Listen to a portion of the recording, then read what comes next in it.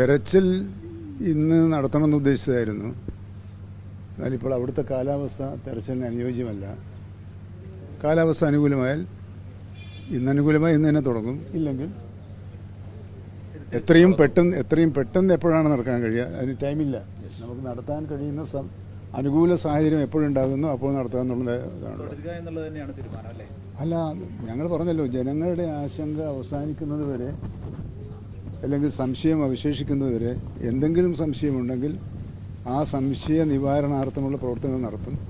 ഇന്നലെ പരിശോധിച്ചപ്പോഴും ആ സംശയത്തിൻ്റെ അടിസ്ഥാനത്തിലാണ് ഇന്നലെ പരിശോധിച്ചത്.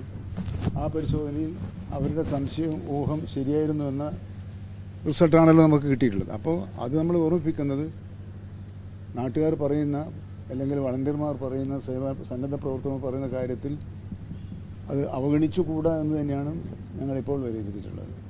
അതുവരെ എല്ലാ ദിവസവും തെരച്ചിൽ തുടരാനാണോ തീരുമാനം? അല്ല, ആവശ്യപ്പെടുന്ന സ്ഥലത്ത് ഇപ്പോൾ ചെയ്തതാണല്ലോ.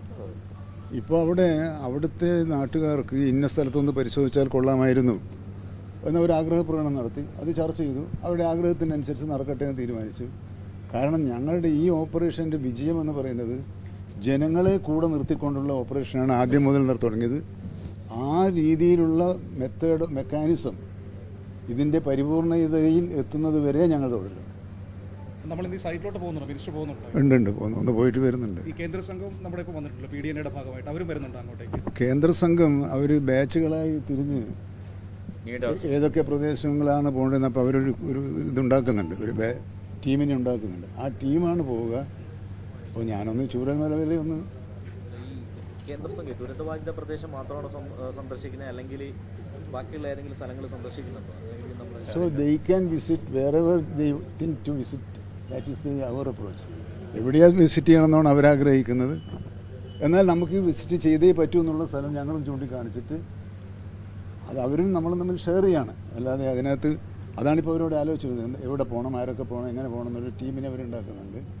ആ ടീം എനിക്ക് തോന്നുന്നു ആദ്യം ഒരുമിച്ച് ചൂരൽമലയിൽ പോയി അവിടെ നിന്നായിരിക്കും പിന്നെ മറ്റ് സ്ഥലങ്ങളിലേക്ക് പോകാമെന്നാണ് ഞാൻ വിചാരിക്കുന്നത്. ഇന്നത്തെ ചർച്ച വളരെ ഫലപ്രദമായിരുന്നു എന്നാണ് എനിക്ക് തോന്നുന്നത്. കാരണം അവർ വളരെ ശ്രദ്ധയോടുകൂടി നമ്മുടെ പ്രശ്നങ്ങൾ കേൾക്കാൻ തയ്യാറായിട്ടുണ്ട്.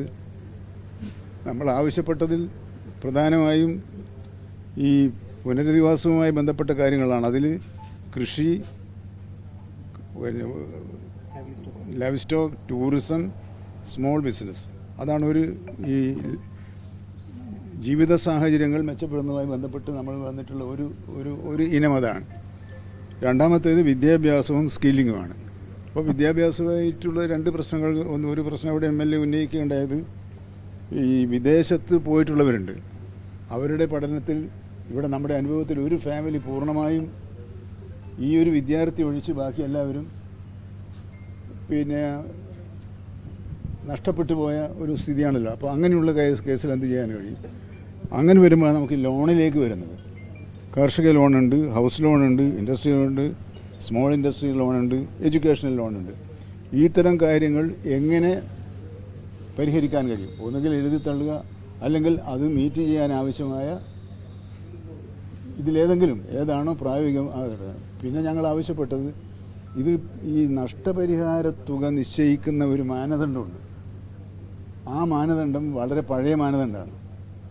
ആ പഴയ മാനദണ്ഡത്തെ അടിസ്ഥാനമാക്കി നഷ്ടപരിഹാരം തിട്ടപ്പെടുത്താൻ പോയാൽ അതിവിടെ ഒന്നിനും തികയില്ല.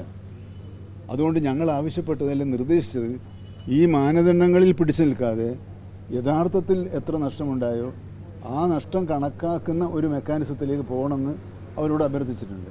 അവരതെല്ലാം സശ്രദ്ധം കേട്ടു. അവർക്കും ചില നിയമങ്ങൾ ഇട്ട് ആ നിയമമനുസരിച്ച് അവർക്കും പ്രവർത്തിക്കാം. പക്ഷേ വളരെ നല്ല നിലയിലുള്ള ഒരു പ്രതികരണമാണ് അവരിതുണ്ടായത്. കഴിയുന്നത്ര നേരത്തെ റിപ്പോർട്ട് സമർപ്പിക്കാമെന്നുള്ളൊരു ധാരണയോടെയാണ് യോഗം പിരിഞ്ഞത്.